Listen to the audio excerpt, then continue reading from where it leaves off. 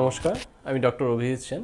আমি consultant orthopaedic, joint replacement and sports injury surgeon. তো আজকে আমরা যে টপিকটা নিয়ে কথা বলবো সেটা হলো নি রিপ্লেসমেন্ট ইমপ্লান্ট। আমাদের দেশে এখন নি রিপ্লেসমেন্ট ইমপ্লান্ট তৈরি হচ্ছে।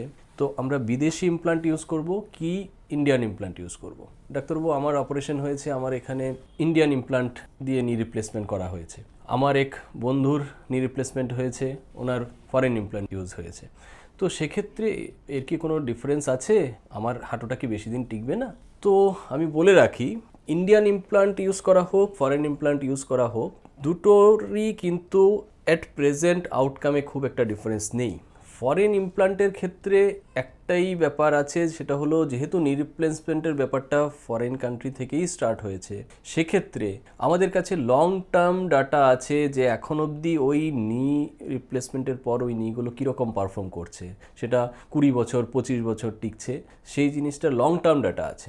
ইন্ডিয়ান ইমপ্লান্টগুলো যেহেতু খুব বেশি সময় ধরে মার্কেটে আসেনি, খুব বেশি সময় হয়নি, সেক্ষেত্রে ওই লং টার্ম ডাটাটা আমাদের নেই। হয়তো দেখা যাবে যে আজ থেকে 20 বছর পর 25 বছর পর সেই ইমপ্লান্টটাও একই রকম পারফর্ম করছে।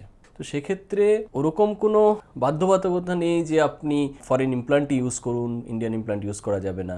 হয়তো দুটো ইকুয়ালি পারফর্ম করতে পারে, বাট ফরেন ইমপ্লান্টের ক্ষেত্রে এটাই অ্যাডভান্টেজ যে এর লং টার্ম সেফটি ডাটা আছে, সেক্ষেত্রে আমরা প্রেফারেবলি সেটা ইউজ করি। কিন্তু ইন্ডিয়ান ইমপ্লান্ট ইউজ করা উচিত নয় সেরকম কিছু নয়। তো কেউ যদি আমাকে জিজ্ঞেস করেন যে আমি ডাক্তারবাবু কি ফরেন ইমপ্লান্ট লাগাবো কি ইন্ডিয়ান ইমপ্লান্ট লাগাবো, তাহলে আমার আনসার এটাই থাকে, if you can afford you go with foreign implant. যদি আপনার বাজেট কনস্ট্রেন্ট থাকে, you can also go with Indian implant. At present, there is no difference.